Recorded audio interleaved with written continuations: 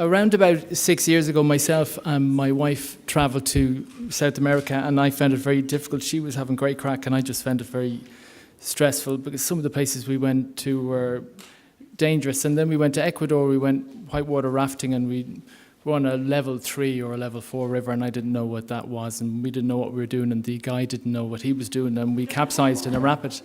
And I swallowed a lot of water, and then the river split in two, and Emer can't see very well, so she couldn't see, and she thought I was dead, and I thought I was dead, and it was really scary, but not as scary as this light. I'm really struggling with this thing here in front of me. It's nice to follow two excellent speakers. Whether Stephen knows it or not, he's a psychologist. In every respect. It's a pleasure as well to be presenting at this conference, and I'm really happy that our services are collaborating in this way. The objective of the study that I'm going to report on now was to better understand how parents experience respite or short breaks, and to learn about the kinds of changes that families have to accommodate when there's a child who has serious illness, and to assess how parents cope with the everyday stresses and crises that they encounter. The research was carried out in collaboration, in collaboration with the School of Psychology and UCD, as if I'm not scared enough. We know that the experience of having a child with complex medical needs and serious illness is continuous and intense, and it's felt by all members of the family. The specific psychological challenges are well documented in the literature. Parents will report higher levels of distress. Quality of life is impacted. They'll talk about an increased sense of responsibility, a felt need to protect their child, and there are a range of very difficult and intense feelings that are experienced, which can probably best be understood as manifestations of guilt, and they include sadness and fear and helplessness and isolation. There are practical constraints on the family, and transitions bring additional stresses too, like when a child starts school. Adaptations need to be made to the home. It becomes a more functional place, and families have to adjust to that also. And as the child becomes older, it becomes increasingly difficult to find a reliable carer. As we've heard earlier on, siblings are impacted too. The aim of our short breaks is to ameliorate some of these difficulties by providing high-quality medical and nursing care and specialist family supports. So the design of our study was a longitudinal repeated measures design with data collected at baseline and at 12 months. And we had three variables. The first was satisfaction with services. We used a standardized questionnaire for each of these three variables. And I asked whether or not parents were satisfied with our services, whether it met their needs, whether they would recommend it to someone else, were they in a similar situation. We looked at family functioning too, and the questionnaire was called the SCORE, and that measures difficulties within the family and communication patterns within the family, and it gives a total difficulties score then as well. And we looked at parental coping, and the name of that measure was the CHIP, and that yields scores on 3 subscales. And the scores indicate the degree to which families or parents make use of 3 broad approaches to coping with parenting a child who has serious illness. This is our psychological profile of our parents at baseline. We look at just 3 figures, and our arrows and our brackets are going to bring our attention to that.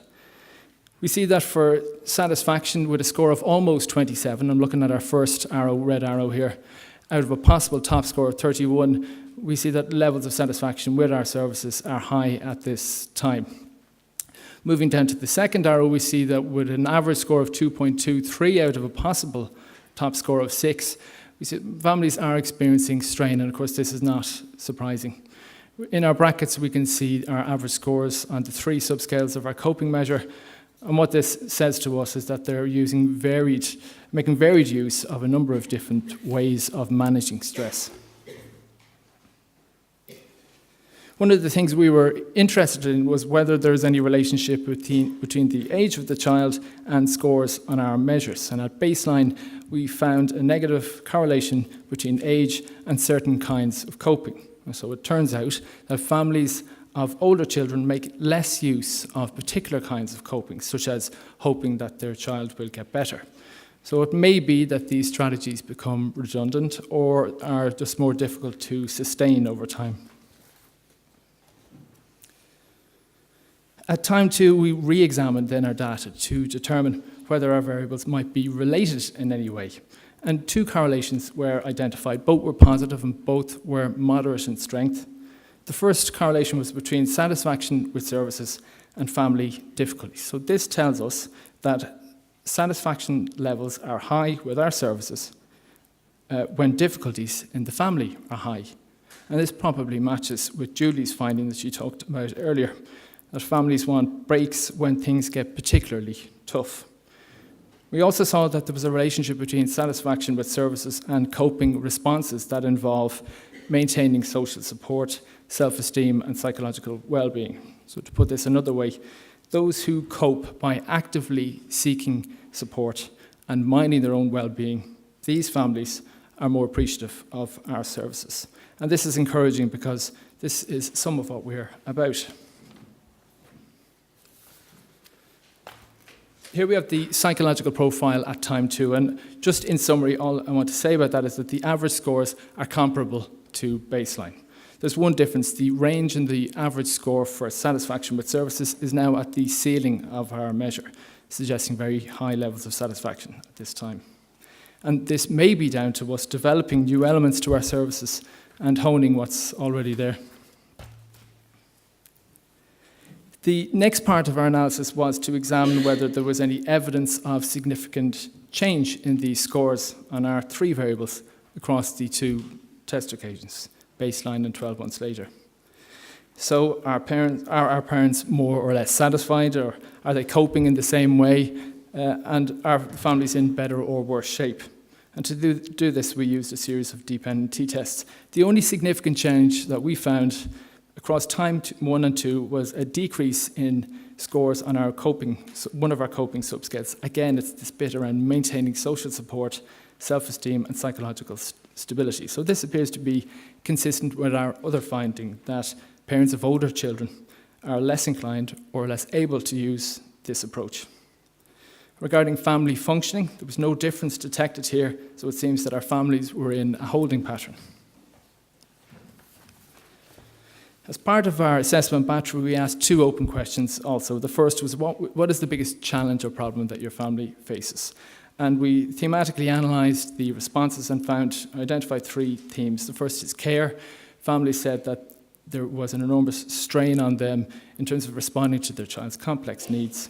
Coordinating services was demanding too, and changes to the physical space were hard to adjust to also. They talk about a lack of understanding, a lack of sleep, and a lack of resources, a lack of money. They said that the family was time constrained, that their plans were disrupted, that siblings were impacted, and that there was an emotional fallout to all of this. The one other open question that we asked was, have you any comments about how we can do things better? And based on the responses we got, we identified 5 themes. The first is interaction. Families want continued consultation in care planning. They want to hear how their kids are getting on when they're on their breaks. They want real-time information about the child's condition and their routine during the day.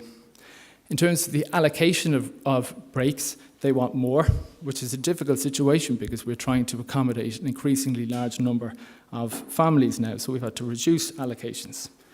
To offset this now, what we're doing is we're focusing on empowering families by delivering an increasingly broad range of family supports that are tailored to the specific difficulties that families have and the specific goals that they have.